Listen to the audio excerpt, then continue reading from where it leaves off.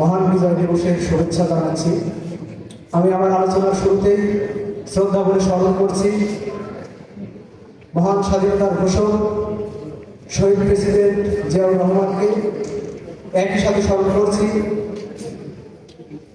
মহান এই স্বাধীনতা যুদ্ধে এদেশের সূর্য সন্তান মাওলানা মতিউর রহমান নিজামী, গোলাম আজম সহ বাংলাদেশ জামাত ইসলামের দেশপ্রেমিক সেই সকল মানুষদের যাদেরকে আপনাদের বয়কটে আমাদের কিছু দায় আসে